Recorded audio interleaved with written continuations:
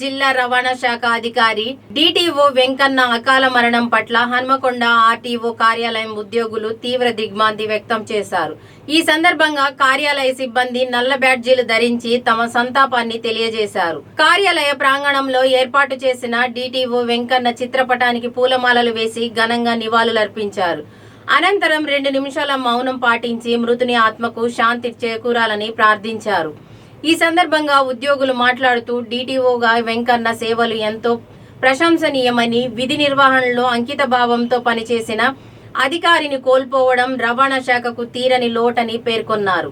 ఆయన కుటుంబ సభ్యులకు ప్రగాఢ సానుభూతి తెలియజేస్తూ ఈ విషాదాన్ని తట్టుకునే ధైర్యాన్ని భగవంతుడు ప్రసాదించాలని ఆకాంక్షించారు. ఈ దుర్ఘటన చాలా విషాదకరం. సార్ ఎంబీఏ విధులు నిర్వహించాడు.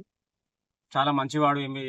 ఒక పెద్ద ఆఫీసర్ అయినా కానీ అందరితోటి మంచిగా మాట్లాడి మన్నలు పొందినట్టు వ్యక్తి. ఎవరిని మాత్రం బాధ పెట్టకుండా ఏదున్నా మమేకమై అందరితోటి పబ్లిక్ సేవ చేయడం అనేది రూపంగా పనిచేసేవాడు సారు. సార్ ఇట్లా జరిగిందంటే చాలా మొత్తం ఉమ్మడి జిల్లాలో కూడా చాలా బాధాకరం.